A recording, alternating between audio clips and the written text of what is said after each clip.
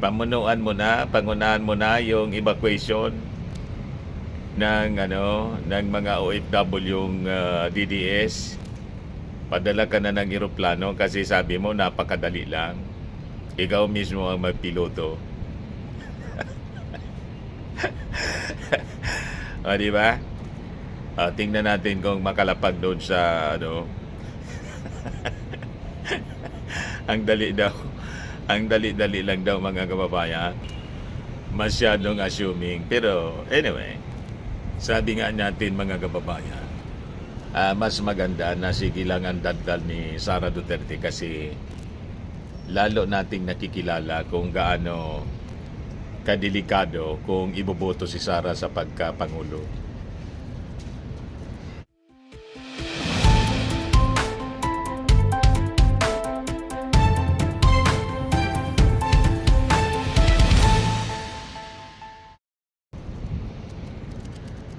Hello po mga kababayan, si Dante Maravillas.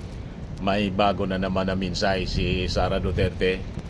Ano anya Mr. Maravillas? Yung sa Women's Month celebration, siyempre, wala nang pinapalampas mga kababayan si Sarang okasyon para makapangampanya. Pagkakataon daw ito para sa mga kababayan na mamuno. Opportunity para sa pamumuno. Malinaw na pinupus niya mga kababayan yung kanyang ambisyon na mamuno sa ating bansa. Pangunahan mo na yung evacuation ng mga OFW yung DDS.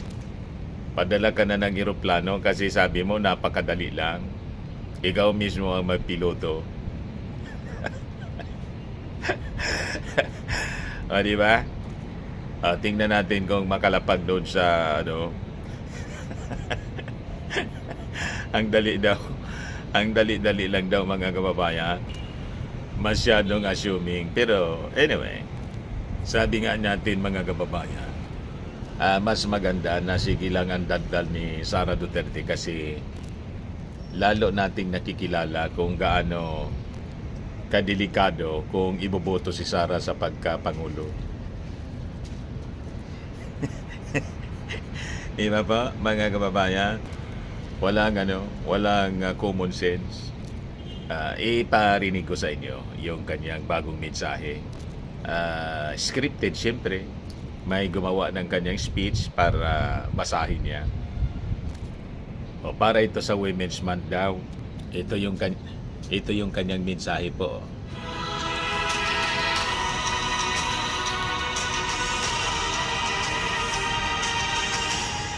Assalamualaikum warahmatullahi wabarakatuh.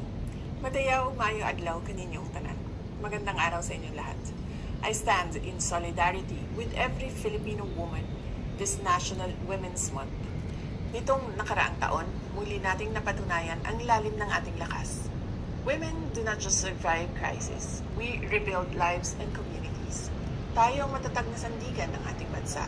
Mula sa mga inang pinagkakasya ang bawat piso, sa mga magsasakang bumabangon matapos ang baha, hanggang sa mga kababaihan nating nagtatrabaho sa iba't ibang panig ng mundo. But it is time to move beyond just praising our resilience. Panahon na upang maglatag tayo ng mga sistemang tunay na susuporta sa ating lakas. We need real protection for the informal sector, climate resilient support for our farmers, and genuine access to financing for women entrepreneurs. Ang pagsuporta sa kababaihan ay hindi lamang pagpapakita ng kabutihang loob. It is a strategy for inclusive growth. Magkaisa tayong itaguyod ang isang bukas kung saan ang bawat Pilipina ay may dangal na mamuno at ang ating mga Bawat anak Pilipina na babae daw may ay dangal na nagmamana ng mamuno. mga oportunidad, hindi lamang mga tungkulin. Sa pagbibigay lakas sa bawat Pilipina, tayo ay direktang namumuhunan sa kinabukasan ng ating bansa. Mabuhay ang kababaihang Pilipino. Mahalin natin ang Pilipinas para sa Diyos sa bayan at sa bawat pamilyang Pilipino. Syukran. O, di ba? May nagamit na naman siyang okasyon para makapangampanya. i-post yung kanyang agenda na makapamuno. But anyway, ang latest ngayon mga kababayan sa ating mga OFWs, may additional po na 37 OFWs expected to arrive in the Philippines this Sunday. Yan o. Sabi dito, 7 flight from Dubai carrying 37 OFWs expected to arrive in the Philippines this Sunday. So, tuloy-tuloy ang repatriation, mga kababayan, ng ating Pangulong Bongbong Marcos sa mga OFWs na gusto pong umuwi. Pero marami ding OFWs po ang pinili nilang mag-stay po doon sa mga host country nila, mga kababayan. Pero yung mga gustong umuwi, kailangan na mag-coordinate lang sila sa kanilang mga embassy sa ating Philippine Embassy sa mga host countries, mga kababayan, para matulungan sila na makabalik dito. At sagot ng ating gobyerno ang gastos nila, mga kababayan. So sabi dito sa balita, update, report from ABS-CBN, more OFWs expected home as Philippine ramps up Middle East repatriation. A 7th flight from Dubai carrying 37 overseas Filipino workers is expected to arrive in the Philippines mamayang gabi. According to the Department of Migrant Workers, na si Secretary Hans Leo Kakdak sa interview, mga kababayan, ng ABS-CBN. Kakdak said the flight funded by the DMW, Department of Migrant Workers, sagot po nila, and the Overseas Workers Welfare Administration is part of the government's ongoing repatriation efforts amid tensions in the Middle East. Yung mga pinagsasabi ni Sara na ang dali lang, mga kababayan, ginagawa na po, basta't available yung flights at walang peligro, then may mga nauna na yung sinabi natin. 299 yung nauna, then sinundan the other day 88, and this time another 37 OFWs, mga kababayan, yung darating. So hindi totoo na pinapabayaan po ng ating gobyerno ang ating mga OFWs. Ready po ang ating national government sa pagtulong sa ating mga OFWs na gustong bumalik dito. So far, sabi dito, 6 Emirates flights have already brought home about 309 OFWs and 11 dependents, making up for previously canceled trips beginning February 28. So the government is currently prioritizing repatriation from the United Arab Emirates while preparing land border evacuation routes for Filipinos mula sa Israel, Bahrain, Kuwait, in Qatar due to airspace restriction in some areas. So yung may mga restrictions po sa paglipad ng eroplano by land po, pero siyempre dapat may clearance mula sa host government para hindi po madisgrasya yung ating mga OFWs. Ganon. Importante yung safety, mga kababayan. Hindi yung basta magpapalipad ka ng eroplano tulad ng sinasabi niya. Ang dali-dalian niya. Nung COVID niya, ganon ginawa namin. Manila to Davao lang yun. COVID yun. Walang gira.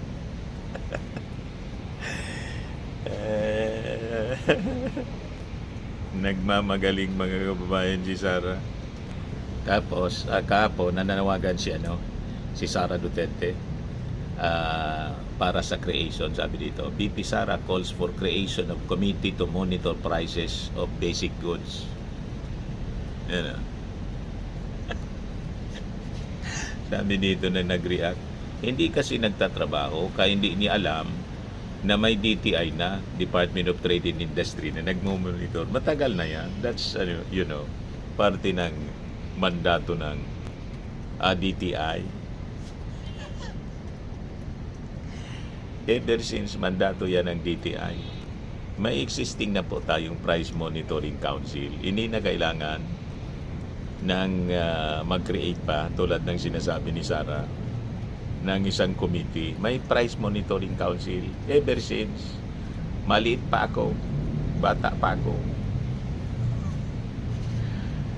Diba, mga kababayan? Sa presyo naman ng petrolyo, may Department of Energy. Sa mga agricultural products, nandyan yung Department of Agriculture. Dati na nilang trabaho yan. May update nga sila every morning. Di ba? May, nung nasa mainstream pa ako, mga kababayan, laging may binibigay sa amin na mga update ng presyo ng mga agricultural products. Yung presyo ng mga bilihin sa market, mga suggested retail price, laging nagpapadala po yung Department of Agriculture. Hindi siguro alam ni Sarah. Ayan kasi, mga kababayan, busy sa paglalakwatsa, kaya hindi na siya updated ng mga kaganapan. Puro lang kasi nasa ulo, paninira sa ating Pangulo at kay Martin.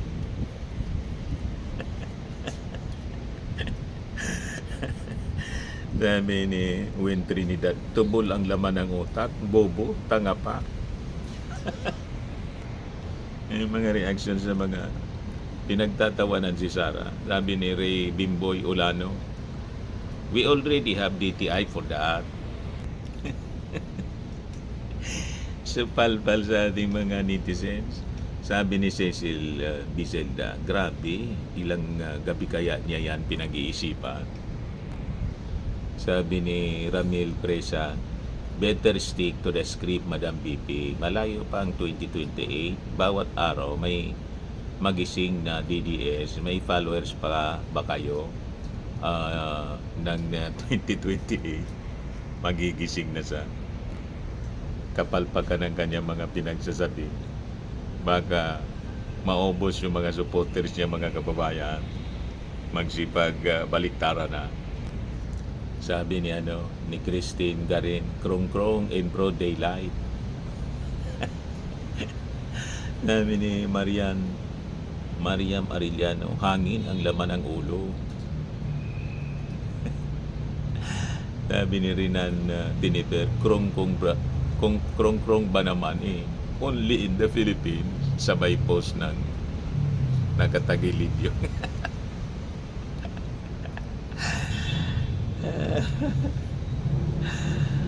Sabi ni Jimmy Hernandez, late mag-isip. Sabi ni Renato de la Rosa, piatos lang. Sabi ni Malo Pan, wanted advisors for BP Sara. Sabi ni Hector Isguera, oo nga, wala na ba talagang ibang maalam na advisor si BP Sara dyan? Bakit tinayaan nyo lang siyang mapaya sa madla? Sabi ni reflection, meditation, contemplation, back to kinder sana. Sabi ni Tetsi Cruz, one of a kind BP na walang alam. Sabi ni Aliwen, nagpapatawa ka ba? Sabi ni Redilyn Santos, yung spokesperson niya, si Ros Castelo, dating DTI Yusik yun. Diyos mio, hindi niya alam. Sabi ni Midar Aison, Madam Dostay, no need to create a committee na sinasabi mo, may DTI tayo.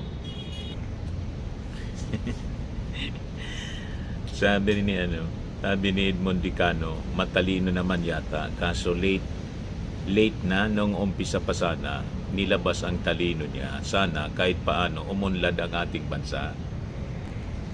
Sabi ni Cruz Amy Timoteo, ay nako, tatakbo daw Pangulo. Wala namang alam.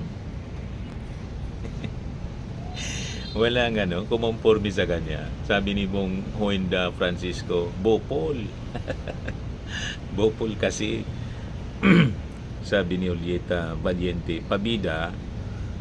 Sabi ni Lenore Alet, Oira Tisoped, gumala ka na lang at tumanggap ng sweldo na walang ginagawa.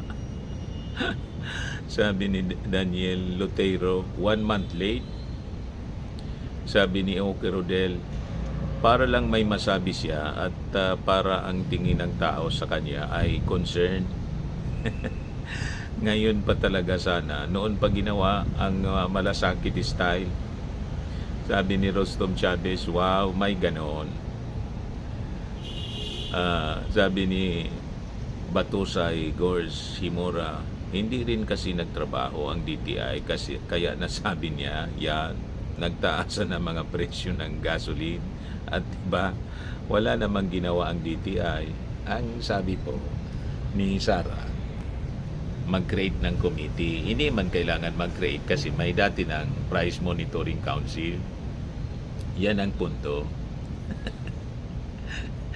At saka, unang-una, nag-announce na yung ating Pangulong Bongbong Marcos, nag-warning na nga, nanawagan na siya sa mga negosyante na huwag magsamantala.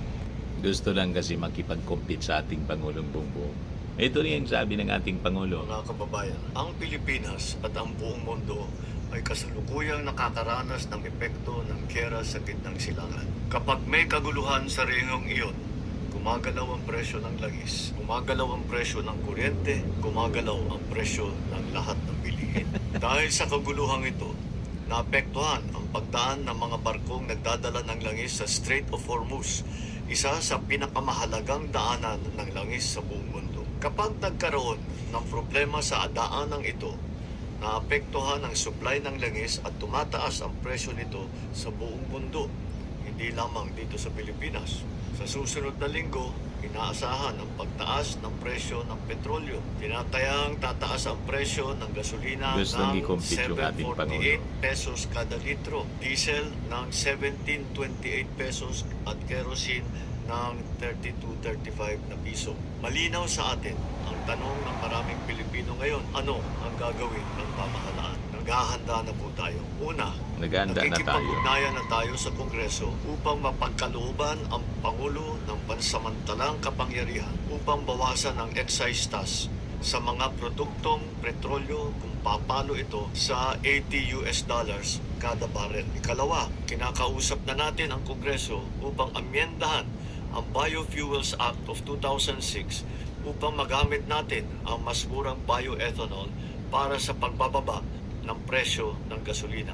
Ikatlo, ilalabas natin sa lalong madaling panahon ang fuel subsidy at cash transfer para sa mga apektadong sektor.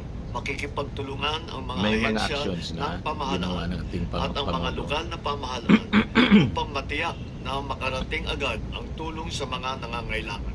Kasabay nito, patuloy na minomonitor ng pamahalaan ang presyo ng mga bilihin sa mga pamilihan Diba? upang matiyak na walang mananamantala sa sitwasyon na ito. Nakikiusap ako sa ating mga negosyante, mga trader, huwag ninyo sanang samantalahan ang sitwasyong ito. Pinapaalala ko sa lahat na ang hoarding at ang profiteering ay labag sa batas. Para naman sa bahagi ng pamahalaan, simula sa Lunes, ika-9 ng Marso, pansamantala nating ipapatupad ang 4-day work week sa ilang tanggapan ng ehekutibo. Hindi kabilang dito ang mga nagbibigay ng emergency o pangunahing serbisyo gaya ng mga pulis, bumbero at mga tanggapan na nagbibigay ng frontline services sa publiko. Bukod pa rito, inaatasan ko ang lahat ng ahensya ng ating pamahalaan na magtipid at magbawas ng 10 hanggang 20% sa konsumo ng kuryente at gastos sa petrolyo. Pansamantala rin, ipinagbabawal ang mga biyahe at aktibidad ng pamahalaan na hindi naman kinakailangan gaya ng mga study tour, team building activities o mga meeting na maaari namang gawing online. Para naman po sa ating mga kababayan na kasalukuyang nasa mga bansa sa gitnang silangan, ang DFA, DMW at OWA ay patuloy na nakikipag-ugnayan sa inyo Kompleto upang po. mag-monitor sa inyong mga kalagayan. Nasimulan na po ang paglikas ng mga Pilipino na nais magpa-repatriate. At sa oras Diba? ligtas na ang pagbiyahe, ay likas na natin lahat. Mga kababayan, hindi natin alam kung kailan matatapos ang kaguluhan sa gitnang silangan. Biktima tayo ng isang giyera na hindi natin pinili o ninanais. Hindi natin kontrolado ang digmaan, pero kontrolado natin kung paano natin poprotektahan ang Pilipino. Hindi ito ang pinakamalalang pagtaas ng presyo ng langis na naranasan ng ating bansa. Marami na tayong napagdaanan ng pagsubok. At sa bawat pagkakataon, dahil sa ating pagkakaisa, pananampalataya sa Diyos at malasakit sa isa't isa, nalampasan naman natin ang mga ito. Naniniwala ako na malalampasan din natin ang pagsubok na ito. Maraming salamat sa inyong pakikiisa at sa inyong pagtutulong. Malinaw po, di ba? Ngayon, yung ating Pangulo lumarga pa New York. Sabi dito, aircraft, sabi ng Palasyo Malacanang, aircraft carrying Marcos Jr. for his working visit to New York City departed the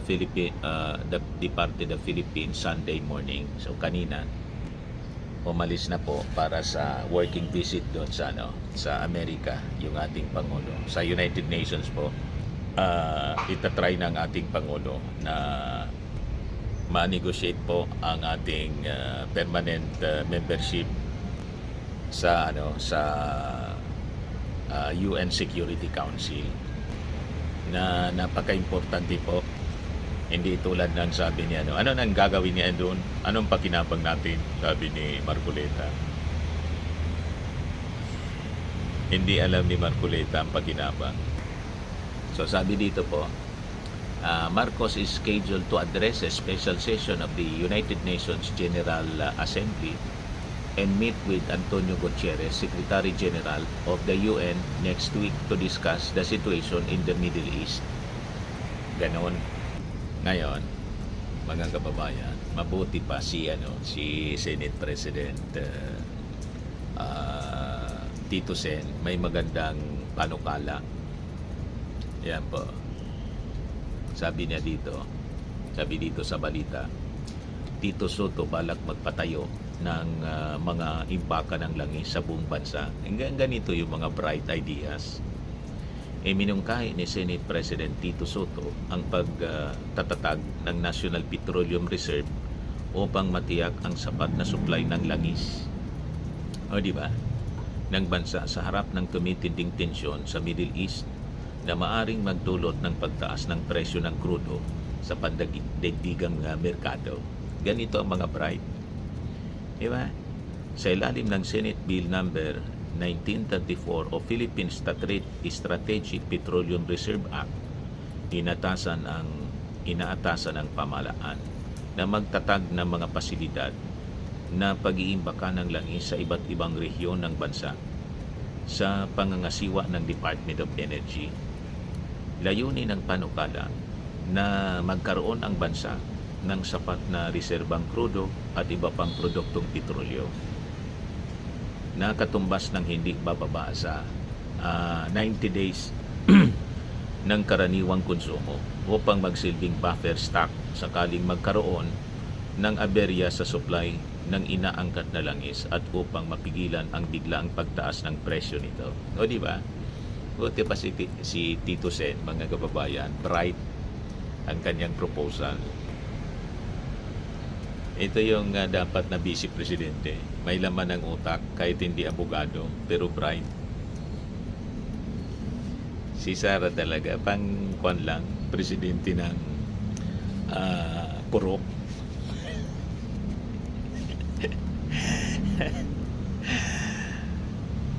Grabe naman na niya, Mr. Maravillas.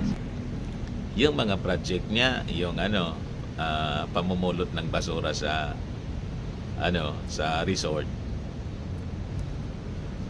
tree planting.